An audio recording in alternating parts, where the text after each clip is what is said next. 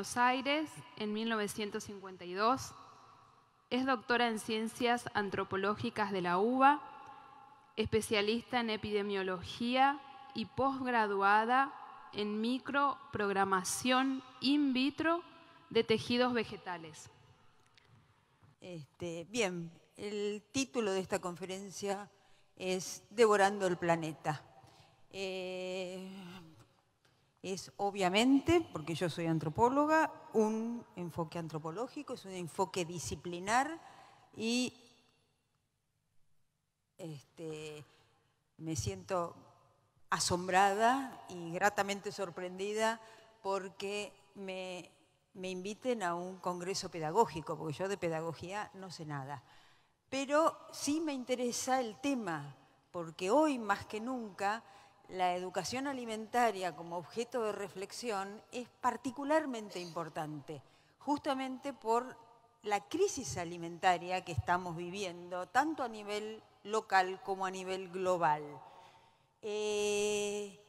Fíjense ustedes que hoy en todos lados existe este sentimiento de que no estamos comiendo bien. Nadie come bien. Pregúntenle al vecino. Ay, sí, yo sé lo que tendría que comer, pero no puedo, no debo, no me alcanza el tiempo. Todos sentimos nuestra alimentación en falta. Y es una cosa paradojal porque nunca supimos más acerca de la alimentación. Y sin embargo, cuando reflexionamos subjetivamente sobre nuestra alimentación, sentimos que en realidad no sabemos comer. ¿Qué nos está pasando? ¿Qué está pasando con el saber acerca de la alimentación en nuestro tiempo, en nuestra sociedad? Está pasando algo muy raro. Estamos viviendo una situación única en la historia de la cultura humana, porque en el pasado cada pueblo había desarrollado una sabiduría local acerca del buen comer y a eso lo llamamos gastronomía, en el sentido no de los cocineros estrellas que tenemos por televisión, sino en el sentido de un saber acerca del buen comer, un saber del vientre, eso es lo que quiere decir gastronomía. Todos los pueblos del mundo han tenido una gastronomía, que era ese saber ecológicamente adaptado a lo que había en el medio, a la tecnología de ese momento histórico, al tiempo, a las creencias de ese pueblo. Hoy asistimos a un colapso de las gastronomías, a una homogeneización mundial de lo que se come. En Argentina y en Sudáfrica encontramos los mismos productos. Se ha homogeneizado la alimentación y ha perdido diversidad. Al separarse del medio ambiente, al deslocalizarse, al no depender más de las estaciones, la comida, y al depender en gran medida de la conservación industrial de la producción alimentaria, asistimos a una homogeneización de los productos. Ahora la vamos a desarrollar en mayor detalle. Pero también impacta eso sobre la cultura local, y sentimos que hemos perdido la guía de la alimentación tradicional y hoy no sabemos, los adultos, no sabemos comer y mucho menos sabemos enseñar a comer a nuestros hijos. Es más, se da otra situación paradojal y única en la historia de la cultura humana, que es que hoy los niños le dicen a los adultos qué comer. Cuando yo era chiquita, iba a mi casa, entraba a mi casa del colegio y le preguntaba a mi mamá, mamá, ¿qué comemos hoy? Y hoy yo escucho, cuando estoy en la casa de colegas o de estudiantes, que los chicos le dicen a la madre, no, eso no quiero comer, yo quiero comer tal cosa. Hoy los chicos tienen una decisión sobre la alimentación de las familias que nunca antes existió. Siempre fueron los adultos los que enseñaron a comer.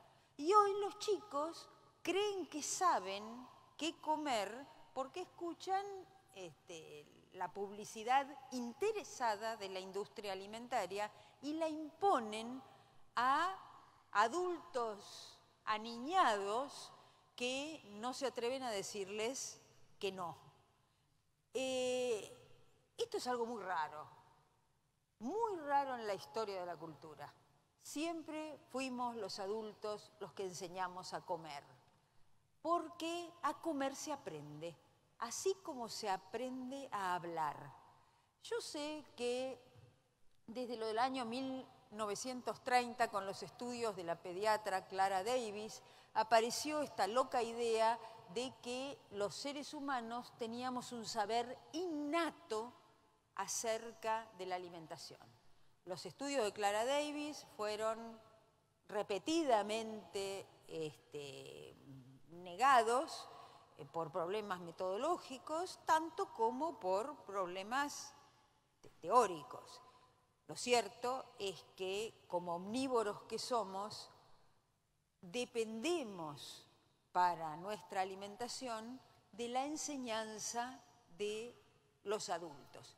Así como la osa, otro omnívoro, otro mamífero omnívoro, enseña a los osesnos durante 2 años cómo comer, cómo ser un oso, las mamás enseñamos a los niños cómo hablar y cómo comer.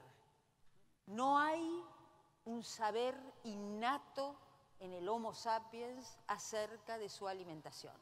Sí hay tendencias innatas, es decir, entre un sabor amargo y uno dulce, vamos a preferir uno dulce. Entre un sabor salado y uno insípido, vamos a preferir el salado. Entre un sabor graso y uno no graso, vamos a elegir el graso. Son tendencias, no son hambres innatos. Y muchísimo menos es innata nuestra elección alimentaria. Nuestra elección alimentaria es siempre aprendida, siempre cultural. Por supuesto, sobre una base metabólica que no podemos ignorar. O sea, no comemos grandes cantidades de celulosa, no comemos ciertas sustancias que nos matan, y a esas no las llamamos comida, las llamamos venenos. No comemos eméticos ni laxantes, a esos no los llamamos comida, los llamamos fármacos. Pero los seres humanos tenemos que aprender a comer. Somos omnívoros. No encontramos todos nuestros alimentos en la misma fuente. Por lo tanto, tenemos que aprender qué es lo comestible y qué es lo incomible. Y cuando estamos hablando de aprendizaje, necesariamente estamos hablando de diversidad. No todos los pueblos comen igual, no todos los pueblos comen, designan las mismas cosas como comestible o incomible.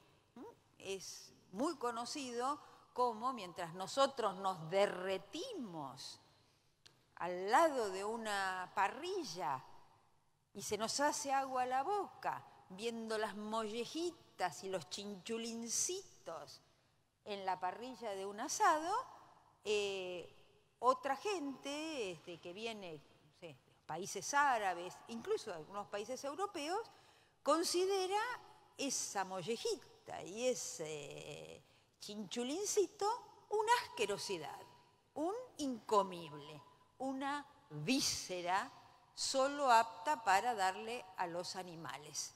Entonces, una vez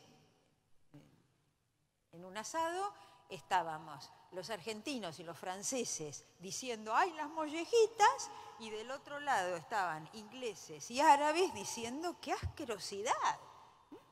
Porque el mismo producto absolutamente comestible en 4 culturas tenía 4 expresiones diferentes. Para unos era comida, para los otros era incomible. Entonces, la alimentación humana es relativa, es diversa, está situada y une indisolublemente nutrientes y sentidos, porque comemos lo que comemos, porque eso tiene sentido para mí, para mi familia, para mi grupo humano. Claude Fischler tiene este eslogan que me parece sumamente fecundo: los humanos comemos al mismo tiempo nutrientes y sentidos. Porque para que yo coma algo, primero tuvo que ser declarado por una cultura como comestible. Y esa categoría comestible no es una categoría natural, es una categoría impuesta por un lenguaje, por un sistema de pensamiento que llamamos cultura. Tiene sentido. Hoy la educación alimentaria presenta características únicas, como la vida. La vida que estamos llevando también es asombrosa y única, y nuestra alimentación es asombrosa y única. Porque nos cambió el medio y nos cambió el mensaje.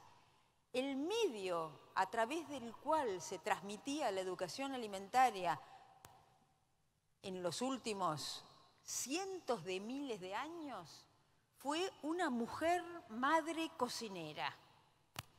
Hoy el medio a través del cual se transmite la educación alimentaria es un sistema experto. En una investigación que hicimos para la Sociedad Argentina de Pediatría en el año 2006, entrevistamos a montones de madres y había un dicho común: no sé qué tengo que darle de comer a mi hijo. ¿Quién sabe?, les preguntábamos. El médico, la puericultora, la nutricionista, la maestra.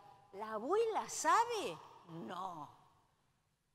Nuestro tiempo tiene una desvalorización monstruosa sobre el saber experiencial y un desplazamiento del saber, lo cual no sería malo si no fuera excluyente, hacia el saber científico.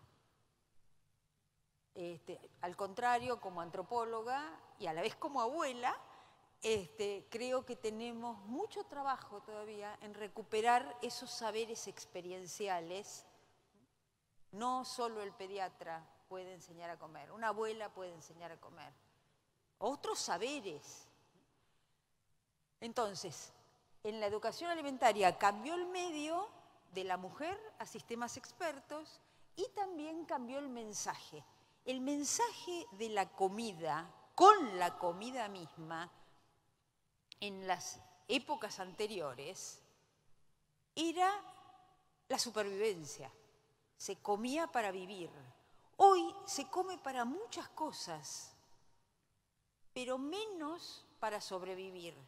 Se come por placer, se come para seducir, se come por aburrimiento, se come mecánicamente mientras estamos haciendo otra cosa.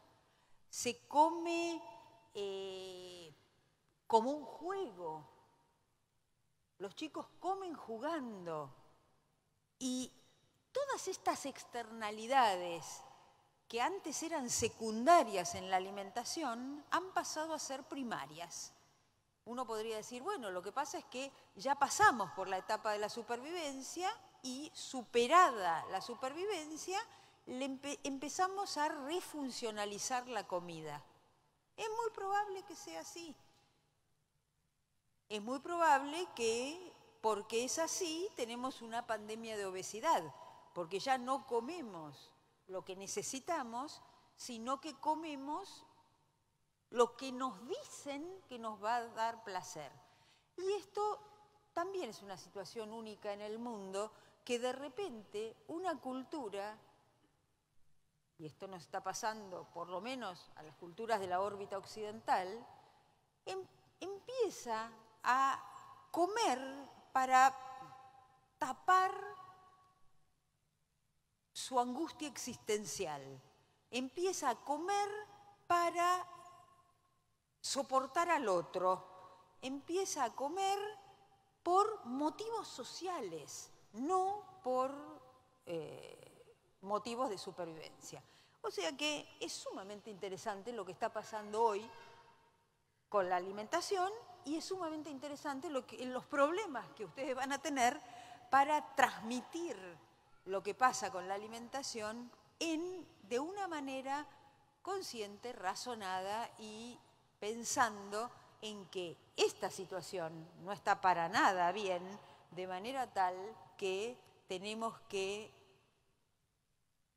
empezar a pensar en una alimentación distinta, porque tenemos que pensar en un mundo científico, en un mundo distinto. Yo voy a decir desde dónde hablo. Es como una petición de principios esto. Yo soy una académica, trabajo con sistemas complejos y abordo la alimentación como sistema complejo. ¿Qué significa un sistema complejo? Un sistema abierto al medio.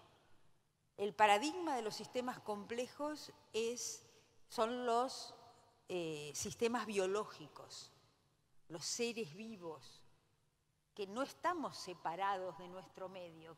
Nuestro medio incide en nosotros y nuestros procesos internos también inciden en nosotros.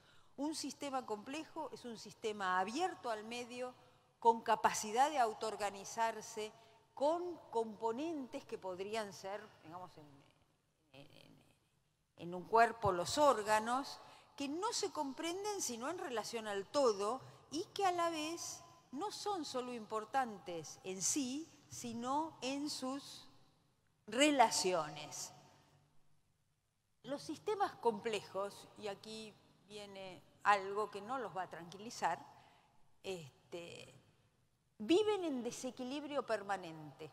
Al revés de la ciencia del siglo XIX, que buscaba la estabilidad, nosotros lo que tenemos es que acostumbrarnos al cambio.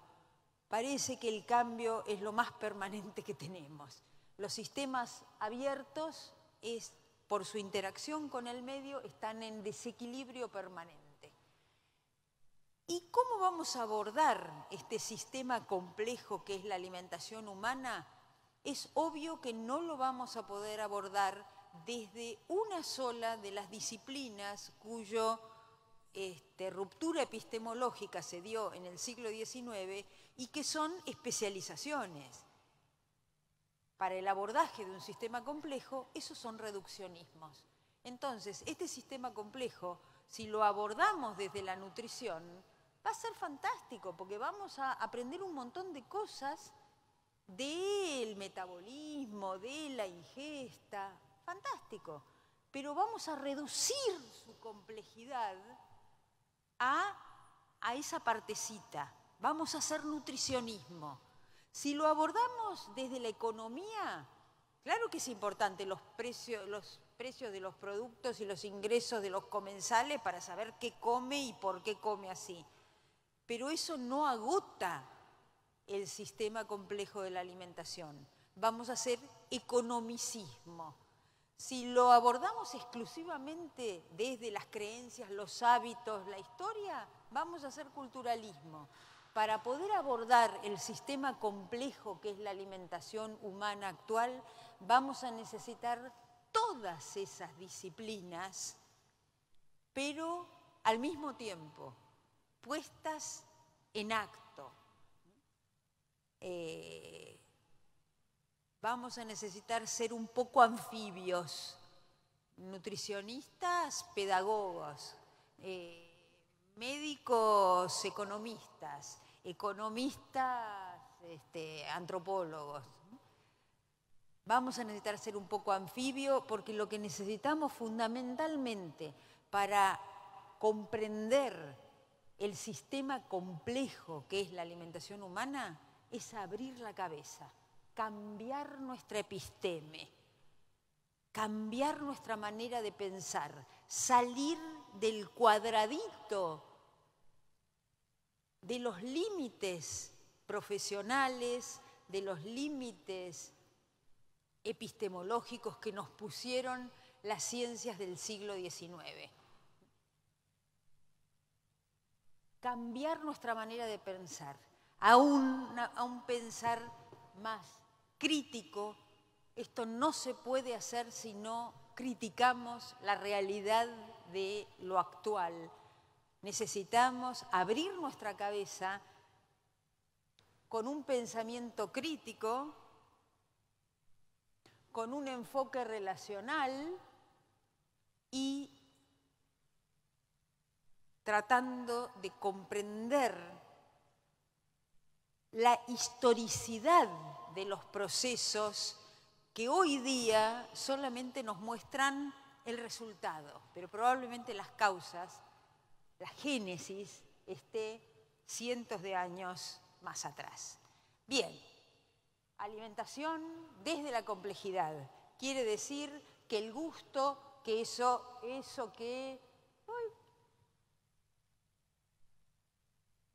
que creíamos tan individual, no es más que una creación social que tiene que ver con el medio ambiente, tiene que ver con la tecnología, tiene que ver con la economía. ¿Por qué? Porque si nosotros tenemos un medio ambiente pródigo, probablemente voy a producir más y ventajas comparativas en el medio ambiente me den ventajas competitivas en la economía. Y todo eso cae al plato. Cae al plato la historia, cae al plato el sistema de derechos escritos y no escritos de una cultura. Las relaciones sociales caen al plato. Lo que yo pienso de los pobres y los ricos cae al plato. Hay comida de pobres y comida de ricos. Lo que yo pienso, lo que una sociedad piensa acerca de los géneros, cae al plato. Nosotros reconocemos comidas de varones y comidas de mujeres, aunque no haya ninguna ley que dice que las mujeres comen pollo y que los hombres comen vaca, bife. La culpa no la tiene el pollo ni la vaca. La culpa la tiene una sociedad que proyecta sobre sus alimentos las imágenes de feminidad y de masculinidad que terminan en que uno no sabe por qué, pero hace pollo para las mujeres o pescado para las mujeres y bife o guiso o comida condimentada para los varones. Al plato caen el sistema clasificatorio de las edades. No es porque no tienen dientes que los niños y los abuelos comen purés, sino por la imagen, las representaciones de fragilidad que una cultura se hace de las puntas de la vida, una que nace, la otra que se va a morir. Al plato cae lo que nosotros pensemos que es la utilización biológica de esos alimentos. Al plato caen las creencias que tenemos acerca de la salud, la estética.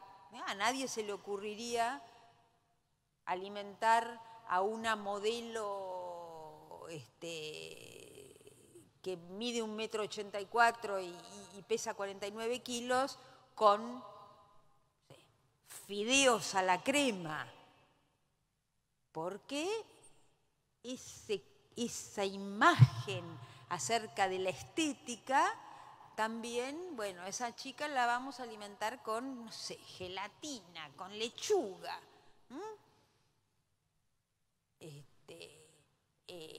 chicas light, alimentos light. Todo eso condiciona mis elecciones alimentarias y construye un gusto coherente con esas decisiones. Y por supuesto, el gran actor en la creación de hábitos alimentarios, de gustos legítimos, de políticas, es la industria agroalimentaria actual.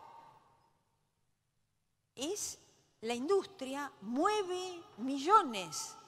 Muchas de estas industrias, Kraft, Mars, tienen balances superiores a algunos países.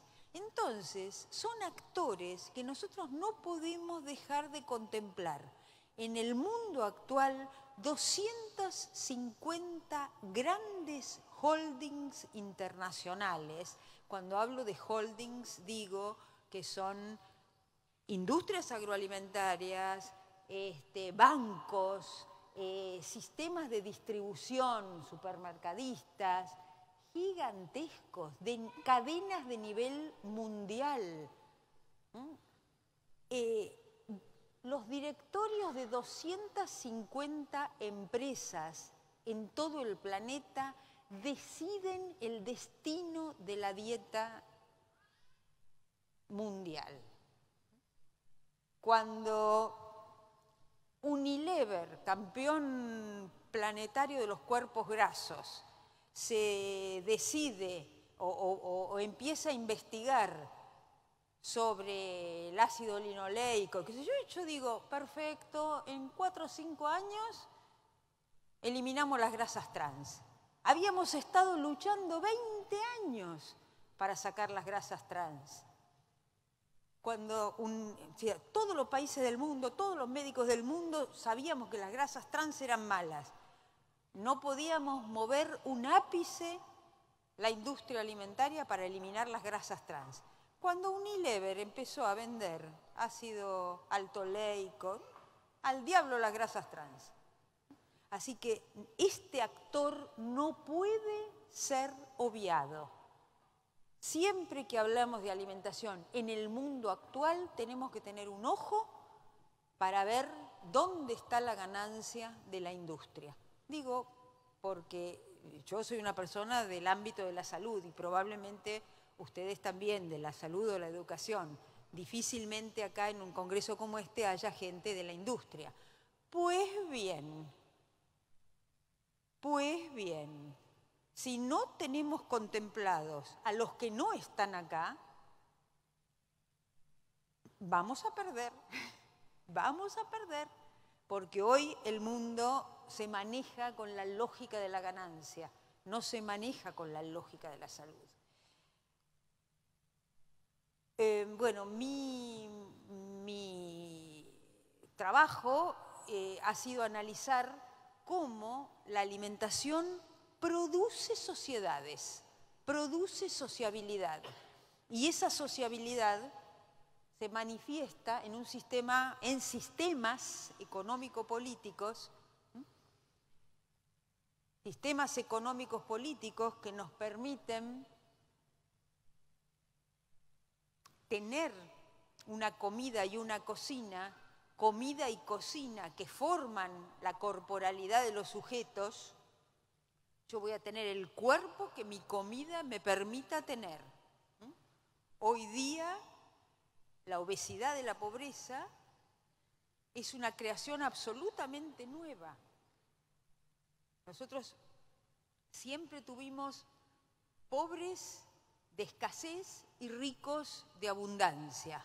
Hoy se dio vuelta el sentido del hambre y tenemos gordos de escasez, obesidad en la pobreza, porque este sistema económico-político generó alimentos baratos para ingresos magros, llenos de hidratos de carbono, grasas y azúcares que conducen favorecen una corporalidad y también una forma de enfermar y morir. Bien.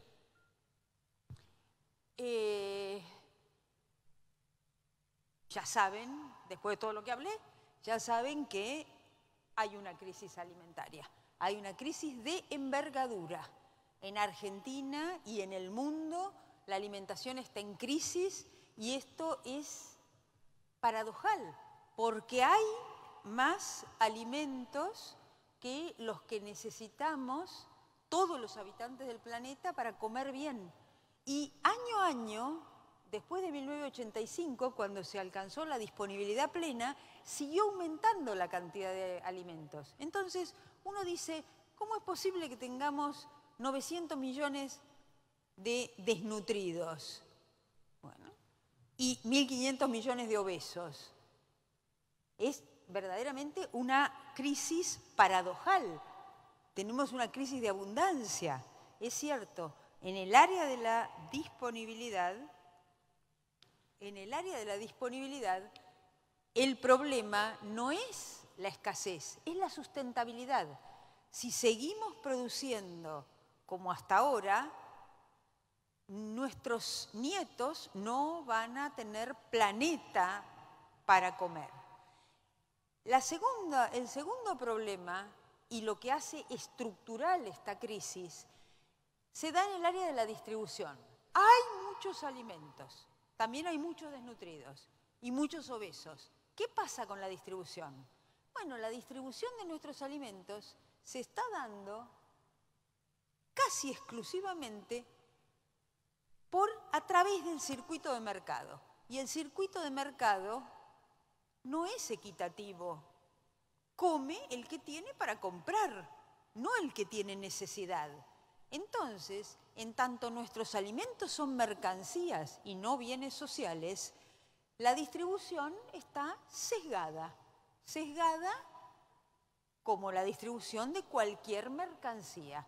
De manera que nosotros tenemos un problema de distribución porque el acceso de nuestros alimentos es inequitativo. Depende de la capacidad de compra, no de las necesidades. Y es una crisis estructural porque se da en las tres áreas, en la disponibilidad, en el acceso y en la tercera área, que es en el área del consumo. En el área del consumo, nosotros estamos, como hablé antes, perdiendo la comensalidad, perdiendo el sentido de qué y por qué comer. Hasta el punto que un antropólogo francés dice, hemos pasado de la gastronomía a la gastroanomia. Comemos sin sentido, comemos por cualquier cosa menos por los valores que en otro momento alentaron nuestro consumo. Y ustedes se dan cuenta que si tenemos problemas en la producción, la distribución y el consumo, tenemos problemas verdaderamente importantes y complejos. Y problemas complejos no van a tener soluciones simples. No hay bala de plata, no hay superhéroe que nos venga a zafar de esto. En este mundo más comunicado, más cálido y más poblado, vamos a tener que hacer no una cosa, muchas cosas para poder revertir esta crisis. Bien, muy brevemente, porque seguramente Soledad también va a tocar este tema, ¿no? ¿Cómo producimos nuestros alimentos? Tenemos una agricultura de minería, una agricultura extractivista, altamente dependiente del petróleo, altamente dependiente de un paquete tecnológico altamente contaminante. Una agricultura sin agricultores, donde cada vez más esto depende de decisiones empresariales y no de decisiones humanas. Esta agricultura es la forma de producir nuestros alimentos, no solo en Argentina, en el mundo. Es la forma promovida por la Organización Mundial del Comercio, por FAO, por las Naciones Unidas. Esta forma de producir alimentos de cultivar nuestros campos, es la forma que se promueve como desarrollo. Y de hecho ha sido muy efectiva, aumentando el volumen de productos producidos. Pero miren lo que pasó. Producimos muchísima energía, producimos muchísimos granos, pero nuestra alimentación es cada vez más pobre. Y es pobre, cada vez más pobre en diversidad. Fíjense, en los vegetales, de las 400.000 plantas superiores registradas por los botánicos, 300.000 resultaron comestibles, 7.000 fueron utilizadas como comida, 600 especies fueron alguna vez cultivadas, 200, me gustaría tener un coso, pero no llega hasta acá, ¿ven? Hago así y ahí se pierde. 600 fueron cultivadas, 200 es la máxima diversidad del consumo actual. Y lo normal es que la gente arme su alimentación sobre 15 especies.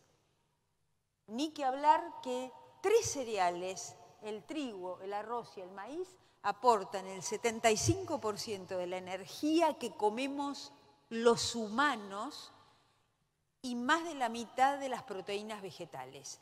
Esta reducción de la variedad, esta reducción de la diversidad, es antihumana, va en contra del Homo sapiens.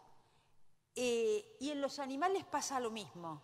5 especies animales sostienen el consumo proteico.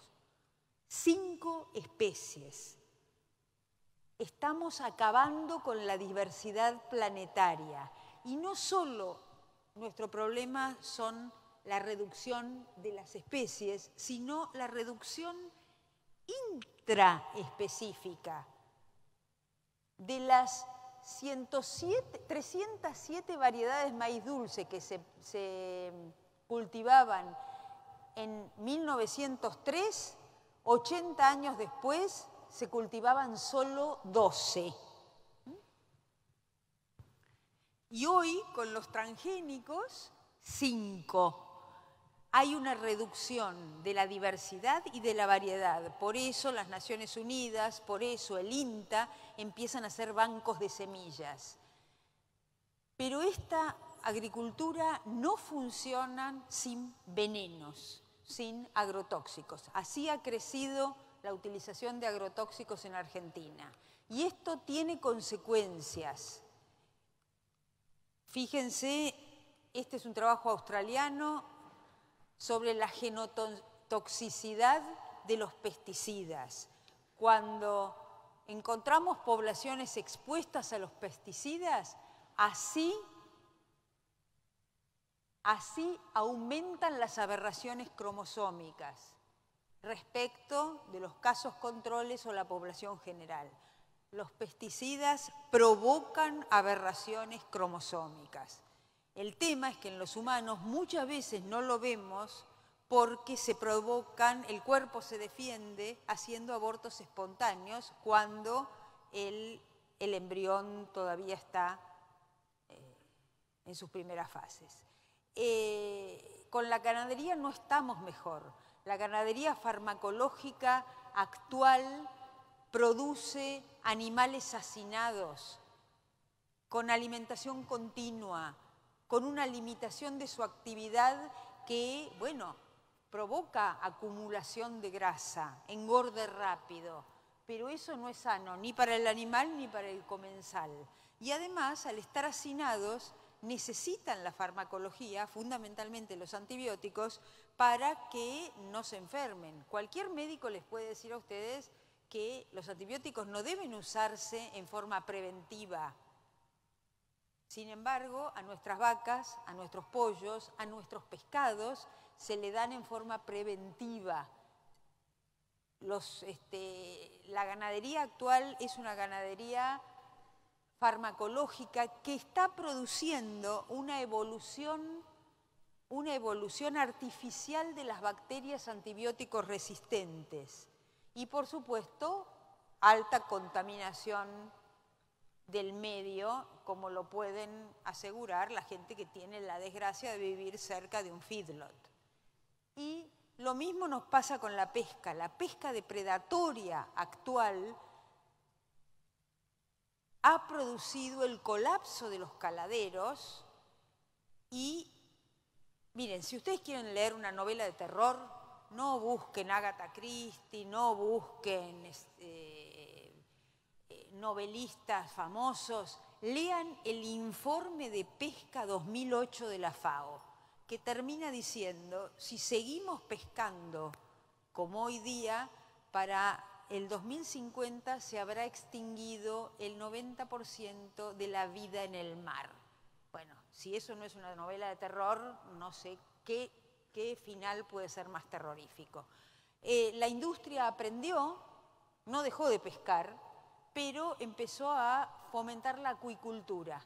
Y la acuicultura, que uno dice, bueno, ahora vamos a cultivar peces. Sí, pero bajo las mismas leyes que la ganadería, se ha vuelto una industria tan contaminante y tan farmacológica como la anterior. Frente a esto, los gobiernos, y por eso les puse este afiche de la Unión Europea, lo que, en vez de controlar la industria, lo que hacen es culpabilizar al comensal. Y, señor, ¿usted cómo elige? Usted es el culpable de que se depreden los mares. Usted tiene que elegir pescados según método sustentable. Si usted compra responsablemente, entonces todo va a estar bien. ¿Cómo hago yo, comensal, para saber si ese pescado congelado que me están vendiendo en el supermercado fue pescado responsablemente? ¿Cómo puedo saberlo? Pero esto es una bonita manera de lavarse las manos de los estados y no ponerle el cascabel al gato a la industria, en este caso pesquera, pero podemos tener ejemplos tremendos. Bien, ¿qué estoy tratando de decir? Que hay que cambiar los patrones de gestión de la producción agroalimentaria. Y esto significa que tenemos que actuar muy fuertemente en las organizaciones internacionales porque esto está legitimado por FAO, por el GATT, por la Organización Mundial del Comercio y está legitimado por la gigantesca ganancia que este modelo produce, aunque las pérdidas son también fabulosas. Lo que pasa es que la ganancia se queda en manos de los privados y las pérdidas se externalizan. Es decir, no las paga el privado que las provocó, las pagamos todos nosotros, con nuestro cuerpo como comensales llenos de sustancias y aditivos químicos y con el deterioro del hábitat, del agua potable, de la contaminación del aire y de la tierra. Bien. En Argentina, como podemos ver, nuestro problema no es la disponibilidad, sino el acceso. La disponibilidad, nosotros tenemos disponibilidad excedentaria, 3.000 kilocalorías por persona por día. El problema es que no todo el mundo puede comprar esas 3.000 kilocalorías. Porque la producción secundaria, es decir, la industria, no vende alimentos buenos para comer, si no, no existirían los alimentos chatarra, los antinutrientes. ¿Qué razón de ser tienen esos alimentos? Solamente que son buenos para vender, aunque no sean buenos para comer. Todos decimos, ay, hay que reducir las papas fritas, los chisitos, los palitos, los chicos no tienen que comer eso, que son bombas de sal, son bombas de grasa, pero son increíblemente rentables para la industria agroalimentaria. De manera tal de que no serán buenos para comer, pero hace 50 años que son buenos para vender. Y si el niño tiene hipertensión a los 8 años por la cantidad de sal que ha tomado desde los 6 meses de vida, a la industria no le importa. Es un problema privado de la familia. Le debería importar al Estado y deberíamos tener mayores regulaciones. Pero yo que estuve en la Comisión de Regulación de la Sal durante 15 años, les puedo asegurar que es terriblemente difícil ponerle el cascabel al gato. Terriblemente reluctante la industria a introducir criterios de salud. El criterio que rige en la industria agroalimentaria es la lógica de la ganancia. Si se vende, es bueno. En cambio, los que venimos del área de salud decimos, no, puede venderse muy bien, vuelvo a las papas fritas, y ser muy malo. Necesitamos que nuestros alimentos sean buenos para comer, no buenos para vender. Y no solo inocuos, necesitamos alimentos saludables. La industria ha hecho un maravilloso trabajo con la inocuidad de los alimentos. Bueno, ahora necesitamos ir más allá, necesitamos salubridad. No necesitamos solamente que no envenenarnos hoy, necesitamos no morirnos de cáncer, de diabetes mellitus o de hipertensión dentro de 20 años. Hay que avanzar introduciendo criterios de salud en la industria agroalimentaria. Ahora bien,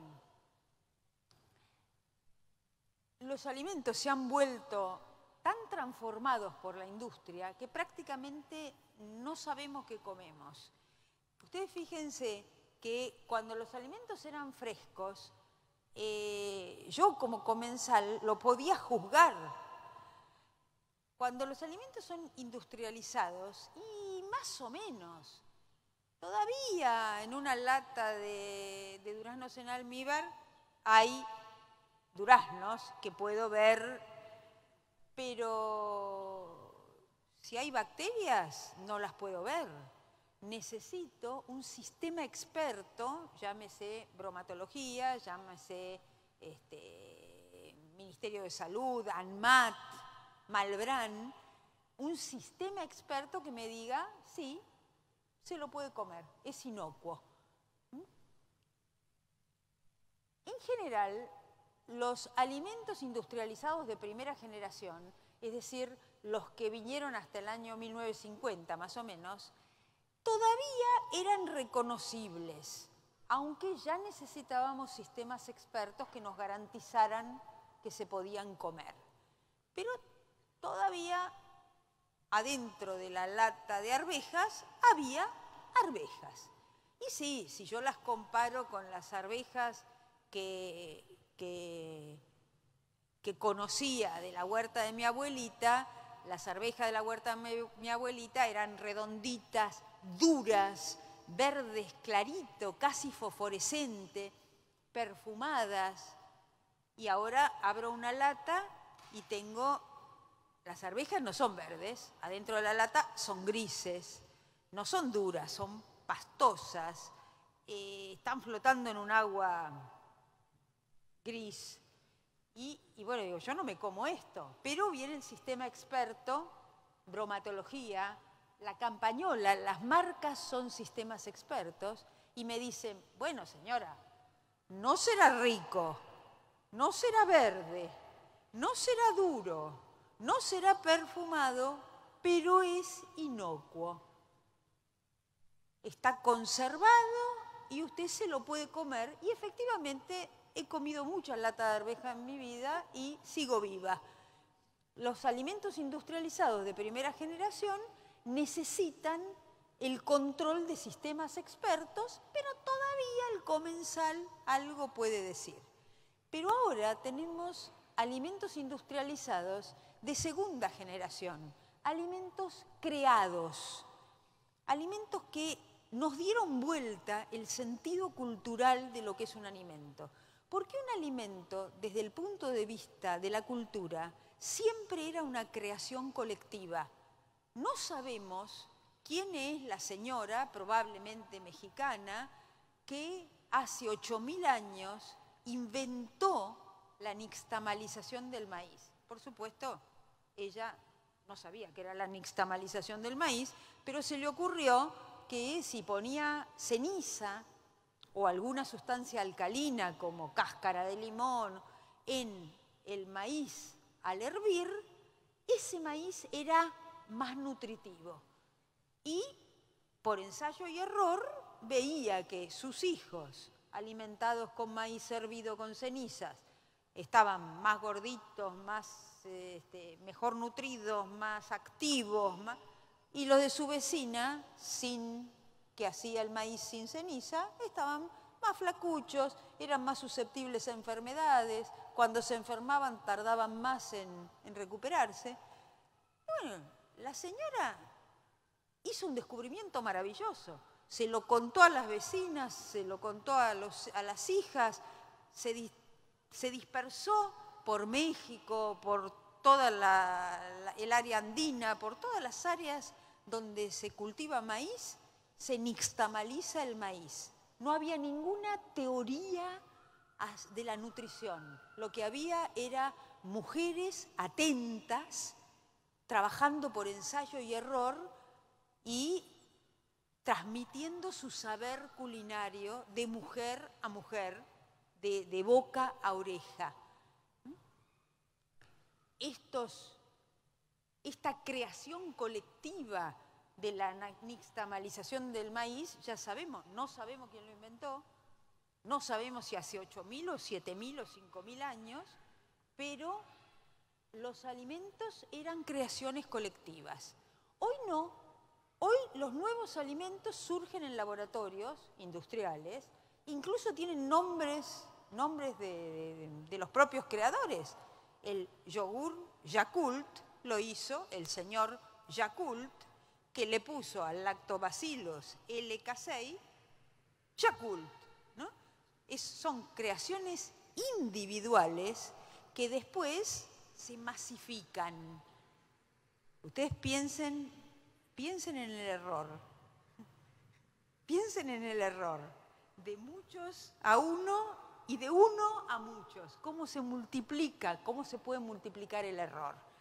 Entonces, hoy estamos en un momento donde cambia el sentido de la alimentación y de los alimentos mismos. Hoy tenemos alimentos sin historia, alimentos que fueron creados ayer. ¿Y cómo podemos saber algo de estos alimentos? En realidad no podemos. Nuestros alimentos actuales son ovnis, objetos comestibles no identificados, como los llamó Fischler. Ahora, si no sabemos qué comemos y no conocemos los nuevos alimentos, ¿cómo vamos a comprarlos? Pues la industria nos crea una historia a través de la publicidad. La publicidad, y ojo que yo estoy metiendo como publicidad también los claims, porque los claims que les vendieron algunos nutricionistas que eran alegaciones nutricionales son publicidad saludable. Cuando los claims de el yogur con lactobacillus Actimel, que decía aumenta sus defensas, el LK6 que decía protege de la osteoporosis. Cuando esos claims fueron estudiados por el ILSI, el Malbrán europeo, científicamente, se dieron cuenta que protege de la osteoporosis. Actúa en la fijación de la vitamina D3, que fija el calcio, y por lo tanto, si ustedes tienen más calcio o fijo el calcio, probablemente tengan menos probabilidad de desarrollar osteoporosis en la vejez. Pero fija la vitamina D3 a protege de la osteoporosis, hay un mundo de diferencia. Por eso, por otro claim, que no era un claim, o sea, que no era una alegación nutricional seria, Actimel tuvo que pagar una multa fabulosa, claro, en países donde se controla la industria, por ejemplo en Francia, porque no aumenta las defensas. No tenemos ningún dato científico que asegure que aumenta las defensas. Los lactobacillus son muy buenos para gente que tiene problemas de absorción.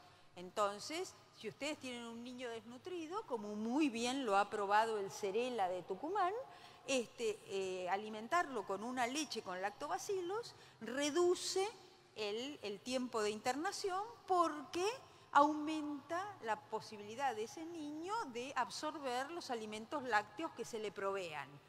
Pero de ahí a decir que disminuye la desnutrición, hay un mundo. Los claims actuales son propaganda. No siquiera son información, son propaganda. Piensen ustedes que con estos nuevos alimentos y con el peso de la publicidad de alimentos sin historia, donde yo no le puedo ir a decir a mi abuelita, abuelita, ¿qué tomo? ¿LK6 Defensis o Actis Regularis? O, ¿qué me va a decir la abuelita? Si es un alimento sin historia, me va a decir, nena, pregúntale a Pancho Ibáñez. La publicidad nos cuenta la historia que los alimentos no tienen y no nos cuentan información, nos cuentan una historia sesgada, una publicidad interesada.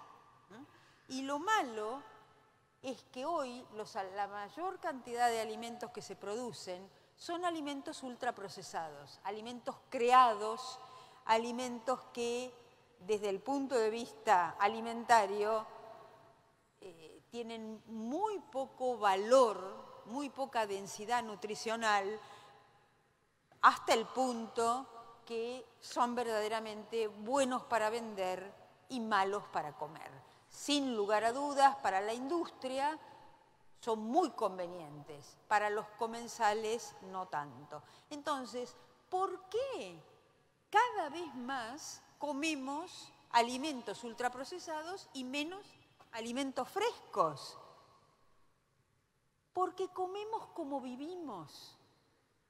Si vivimos corriendo, comeremos rápido y lo que nos proveen estos alimentos ultraprocesados es rapidez, seguridad, saciedad, modernidad, hiperpalatabilidad, son súper ricos, fácil masticación. Todo esto me lo están dando y sobre todo, como la comida es una actividad de baja intensidad, yo puedo comer leyendo, yo puedo comer viajando, yo puedo comer haciendo otras cosas. Los ultraprocesados en pequeños envases y porciones aptas para un solo comensal me permiten comer sin atención y lo que es peor, sin responsabilidad, sin pensar.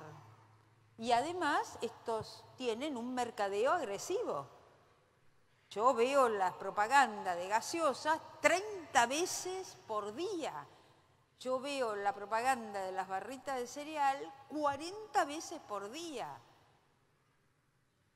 Entonces se hacen elegibles porque esta es la vida que llevamos y la industria me ofrece un tipo de alimentos para venderme que son coherentes con esta vida. No es que los comensales somos malos, es que la alimentación es una negociación permanente entre lo que sé, lo que puedo, lo que quiero, lo que debo, lo que me parece. No comemos lo que queremos, no comemos lo que sabemos, comemos como podemos. Y la industria me hace poder. Esto es lo más fácil del mundo me hace poder comer algo que no es saludable, es inocuo, mas no saludable. Vuelvo a decirlo, no, esto no es una conspiración de supervillanos de historieta. Estas son fuerzas estructurales, fuerzas sociales, económico-políticas, culturales, que nos empujan en esta dirección. Este es el tipo de alimentos, de cocina y de comensalidad adaptada a la vida social actual, donde las mujeres nos hemos integrado al mercado de trabajo, donde hay un cambio en las expectativas y en los roles de género, donde la familia se rompió como unidad de producción y reproducción, donde el tiempo dedicado a comer y a cocinar está desvalorizado, donde la economía de escala de la industria abarató los precios y nos proveyó por lo menos de seguridad biológica. Este es el mundo en el que vivimos y la industria nos da alimentos adaptados a este mundo. Ahora, ¿este es el mundo en el que queremos vivir mañana? Mi pregunta es, en este mundo vivimos, este es nuestro presente. Las consecuencias de vivir y comer de esta manera también son terribles. El aumento exponencial de los cánceres en la producción primaria. El extractivismo nos ha llevado a emporcar el planeta.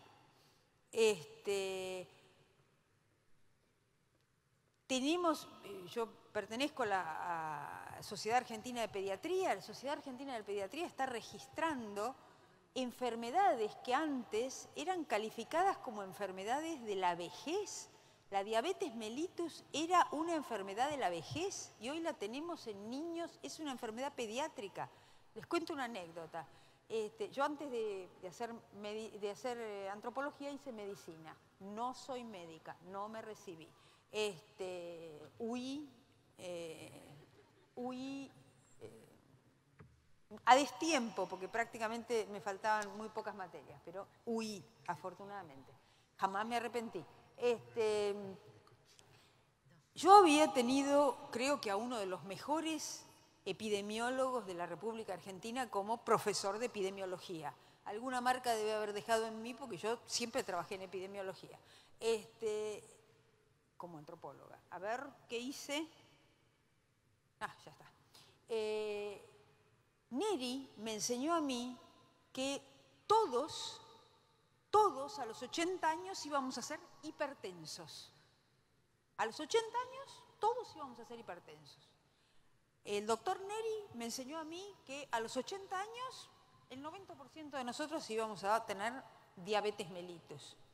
Y yo anoté enfermedades de la vejez, arteriosclerosis, hipertensión, diabetes mellitus, no insulino dependiente, tipo 2, bla, bla, bla. Bien. Después fui antropóloga y viajé a África. En África, los que llegaban a los 80 años, que eran muy pocos, no eran hipertensos. No había un diabético. No teníamos registro de accidente cardio o cerebrovascular. No eran hipertensos. ¿Qué estaba pasando? Y porque vivían como africanos. No era un problema de la edad, era el problema de la vida que habían llevado hasta llegar a esa edad. Pues muy bien, hoy nuestros niños están empezando a registrar niveles alarmantes de hipertensión a los 8 años. Pero yo les podría decir, ¿y si les mentimos sal desde los 6 meses que abandonaron la teta de la madre?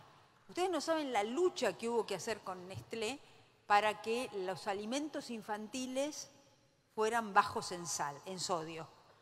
¿Por qué? Porque la industria le metía sal no por el chico, por la madre.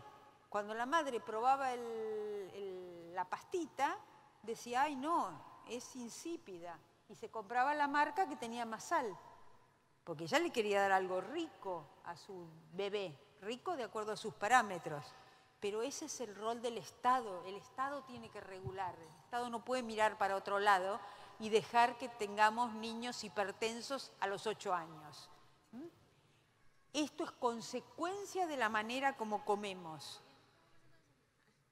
Realmente no podemos vivir con esta industria, pero no podemos vivir sin industria. No podemos vivir sin industria. Si no tuviéramos industria agroalimentaria, que pierde el 30% en procesamiento, sí, perderíamos el 60 o 70% sin procesamiento industrial. De manera tal que la industria es una necesidad para alimentar 7.500 millones de personas, pero no esta. Necesitamos una nueva definición, así como necesitamos una nueva definición de la ruralidad, de la urbanidad, también necesitamos redefinir lo que consideramos industria agroalimentaria. Nuestros alimentos llegan a través como mercancías, ¿verdad? Pero no todos. También tenemos un grupo de alimentos que llegan como alimentos donados por necesidad. Y sin embargo, lo más importante es la reciprocidad. La reciprocidad está siempre fuera del mercado. Las madres no reparten de acuerdo a criterios de capacidad de compra. Reparten de acuerdo a el gusto de cada uno, lo que sabe que necesita. A este que está creciendo le voy a dar más de esto, a esta otra que quiere adelgazar le voy a dar menos papa. Eso, los alimentos circulan dentro del grupo primario por reciprocidad. Y los grupos primarios se encuentran tanto en el circuito de mercado como en el circuito de alimentos donados. El tema de la forma como hemos elegido repartir nuestros alimentos es que si los alimentos son mercancías, no va a comer el que necesite, va a comer el que pueda comprar. Si distribuimos a través de la capacidad de compra, vamos a tener desnutridos siempre, porque el mercado genera desigualdad, la necesita, porque así establece flujos. Tenemos que encontrar maneras compensatorias para que el mercado no sea la única manera de distribuir alimentos. Por eso hay fuertes presiones para que algunos alimentos, yo preferiría que todos, pero bueno, algunos alimentos salgan del circuito de mercado y se transformen, como el aire o el agua, en bienes sociales.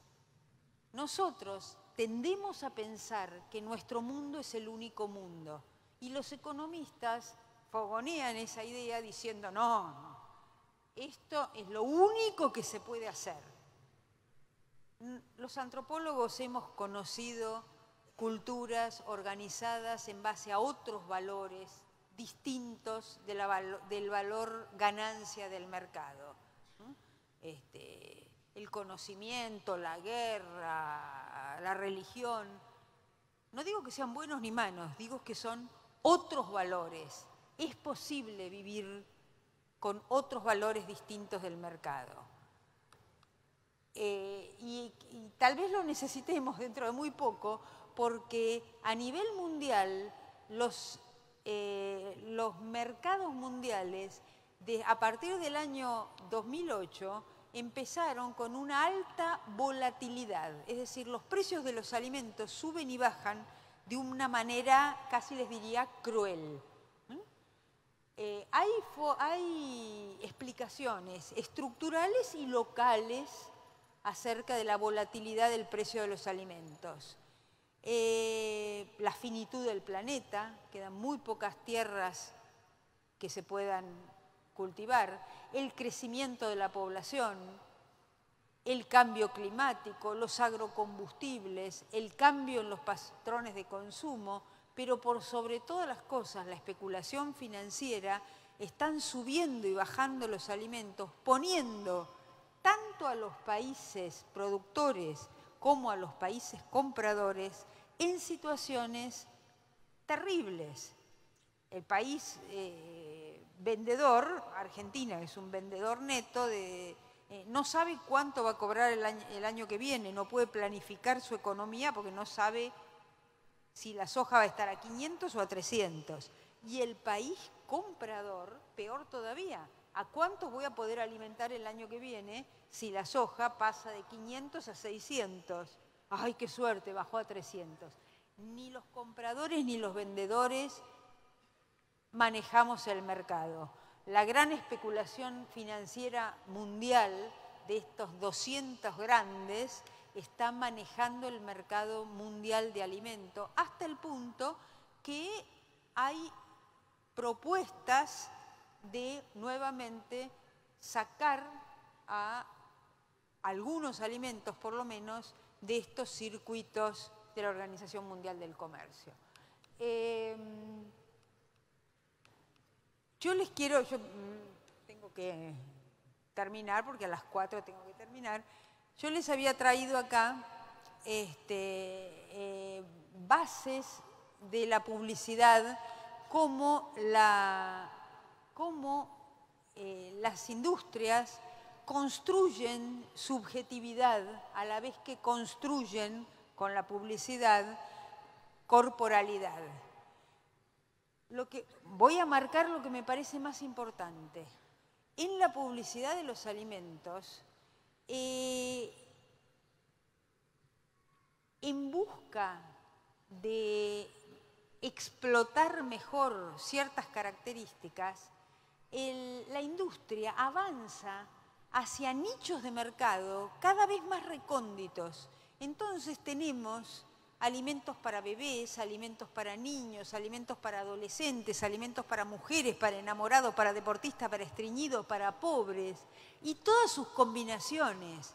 Mujeres deportistas estreñidas, alimentos para adolescentes enamorados pobres. Esto genera nichos de mercado, pero también genera una cantidad de productos absolutamente fantasiosos. No es cierto que si uno es niño no pueda dejar de comer danonino y no es cierto que no exista una niñez sin danonino, como no es cierto que los adolescentes deban rebelarse contra el danonino de su niñez y pasar a comer Danet. Es un absurdo. Tenemos que tener una posición crítica frente a estas estupideces de la publicidad, que lo único que hacen es aumentar el valor agregado de alimentos absolutamente innecesarios, como en el caso del danonino, una bomba de azúcar y grasa butirosa, porque ni siquiera es leche. El nicho de la alimentación de los niños es terrible y es blanco muy fácil de la publicidad. Yo les elegí esto porque después de 30 años haciendo programas de ampliación de la lactancia materna, McDonald's pretendía sacar esta publicidad, afortunadamente la frenamos, donde un niño se prende a la hamburguesa de McDonald's como se prende al pecho materno. Es sucio. Tenemos urgente necesidad de regular la publicidad infantil, sobre todo la publicidad infantil, porque los niños piensan que saben más que sus madres acerca de qué es lo que les conviene comer. Y esto es una locura. Y finalmente llegamos al consumo, y el consumo no depende de lo que quiero comer, depende de múltiples factores: la disponibilidad, el acceso, la capacidad de compra, las condiciones del empleo, el tiempo femenino, montones de valores asociados sobre el cuidado infantil, sobre el gusto, sobre el exotismo, si tengo o no tecnología de procesamiento y cocción de alimentos, lo que creo acerca de la salud, de las edades, de los géneros, las representaciones de la comida, la estética, todo eso está en la elección de un alimento. No se eligen los alimentos porque sean nutricionalmente densos, no se eligen los alimentos porque sean baratos, si no todo el mundo andaría comiendo manzanas y no alfajores. Se eligen por un cúmulo de cosas. Entonces, si queremos cambiar pautas de consumo, tenemos que abordar todo esto al mismo tiempo, como sistema complejo que es. Cuando nosotros vemos cómo aumentó la pobreza, tal vez podamos comprender cómo se modificó el consumo. Y yo quiero poner un énfasis en las encuestas de consumo del INDEC. Esta es la primera del año 65, porque el consumo nos habla de la sociedad. Fíjense en esta encuesta cómo el primer estrato, los más pobres, comían prácticamente lo mismo que el último estrato, los más ricos. Esto nos está hablando de una sociedad mucho más integrada que la que conocemos hoy. La diferencia de consumo de carne entre los pobres y los ricos era de 3 kilos por mes. Hoy no.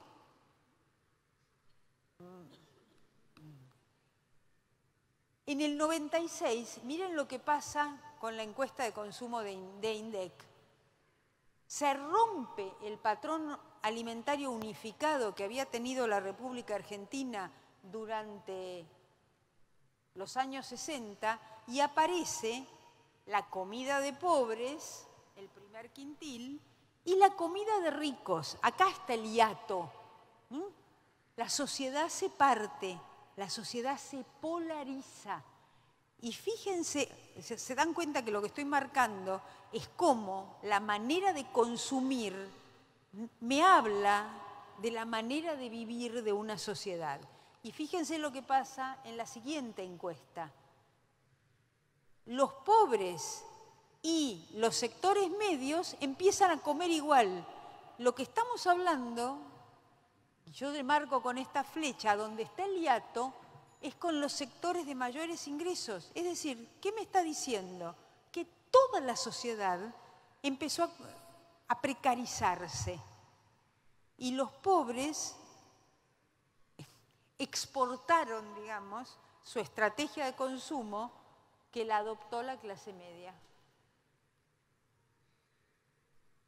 Ese mismo año, en la encuesta nacional de nutrición y salud, veíamos cómo crecía la obesidad y cómo el principal problema de salud pública no era la desnutrición, la emaciación y el bajo peso, sino la obesidad y la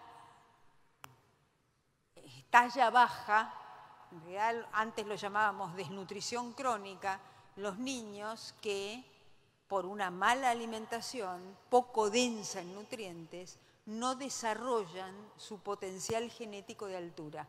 Esos son los problemas fundamentales de la salud pública en la República Argentina. Y estoy segura que la ENIS actual va a profundizar estos datos. Bueno, la prevalencia de anemia, estoy corriendo, y las mujeres, cuando uno tiene un gráfico como este, donde las mujeres aumentan de precio con solo vivir, aumentan de peso con solo vivir, es obvio que estamos hablando de factores culturales, no metabólicos. ¿Por qué cambió? ¿Por qué hoy la obesidad es nuestro problema cuando en la época de Martín Fierro nuestro problema era la desnutrición? En el 30, la semana trágica, nuestro problema era la desnutrición.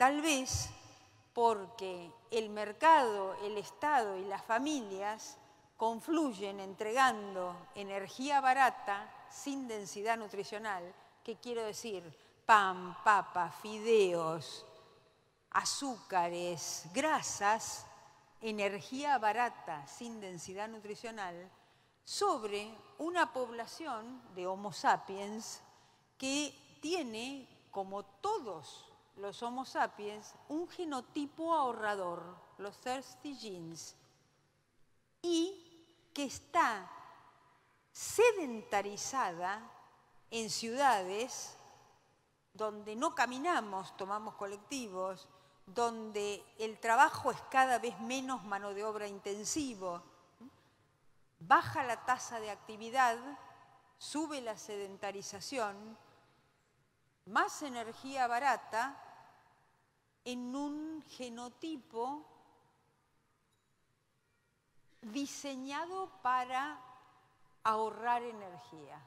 Y bueno, ahí tenemos servidas al plato las condiciones de la obesidad en la pobreza, porque la pandemia de obesidad se está desplazando de la abundancia a la escasez. Son más gordos los pobres que los sectores más adinerados. Y todos nos enseñan a comer. Todos nos enseñan a comer. Los nutricionistas, los economistas, los publicistas, la industria y la abuelita. Todos nos enseñan a comer. Y ¿saben qué? Cada vez comemos peor, porque habiendo tantas enseñanzas acerca de la nutrición, es como que estamos avasallados por todos estos diferentes y muy buenos valores, pero como hay tantos, no hay ninguno. Y el individuo, como nunca antes en la historia de la cultura, tiene que decidir solo, en forma solitaria, a qué valor se apega. ¿Qué es lo que hacemos todos? El lunes empezamos la dieta, el martes la dejamos, el miércoles nos damos cuenta que es fin de mes y comemos barato, el jueves tenemos que comer rápido porque volvimos de la facultad a la noche, el viernes viene el novio, el marido y le dice, vamos, un día de vida es vida, vamos a comer, a ver qué hace ese cocinero que está tan publicitado. El domingo vamos a ver a la abuelita y nos hartamos de ravioles y no importa porque el lunes empiezo la dieta. Pasamos de un valor a otro sin orden ni concierto. A esto lo llama Claude Fischler gastroanomia. Después de 2 horas escuchándome hablar, creo que ustedes ya se dan cuenta que hay que cambiar. Todas estas cosas que les he dicho son pálidas, terribles. Hay que cambiar. Y, a mi criterio, la peor influencia que domina la alimentación actual es la influencia de la lógica de la ganancia del mercado empresarial. Y lo que tenemos que hacer, a mi criterio, es recuperar el derecho a la alimentación. Derecho a la alimentación adecuada. La entendamos como la entendamos, como seguridad con soberanía alimentaria o como derecho a secas. Levantemos la bandera del derecho a la alimentación, un derecho humano por excelencia, como posición ética, como conceptualización teórica y como metodología. Podemos y debemos levantar valores distintos del mercado, valores como sustentabilidad, equidad y solidaridad. Lo único que les pido es que sea reflexivo, que nuestro trabajo no busque soluciones mágicas, ni la educación alimentaria, ni la soja, ni la dieta paleolítica, ni la, captura de carbono nos van a salvar. sistemas complejos no tienen soluciones únicas. Sistemas complejos tienen soluciones complejas, que tienen que darse en lo chiquito y en lo grande, en lo micro y en lo macro, en lo local y en lo global. Lo que también me parece es que hay que evitar no solo las soluciones mágicas, sino las salidas mágicas. Hasta ahora la historia del planeta fue, cada vez que había una crisis, segregar diferencia y hacer más pobres y más ricos. Pobres con menos derechos, de los cuales se los apropiaban los que tenían más poder, más dinero, eran más altos, ¿no? Si nos dejamos iluminar por el derecho a la alimentación, esta salida no es aceptable. No es aceptable salir de la crisis segregando diferencia como en el pasado. El derecho a la alimentación es el derecho que todos puedan comer de una manera adecuada. Por eso tenemos que ser proactivos, tenemos que hacer algo, porque la salida melancólica es no hacer, es esperar la catástrofe, y eso tampoco se puede hacer. Yo tengo un nieto, yo no lo voy a hacer, espero que ustedes tampoco. Hay que actuar ya. Y para actuar hay que evitar la ilusión pastoril, ¿no? Vamos a producir como en el siglo XIX. No podemos producir como en el siglo XIX. Cuando la agroecología dice hay que producir sin agrotóxicos, no quiere decir hay que producir sin ciencia.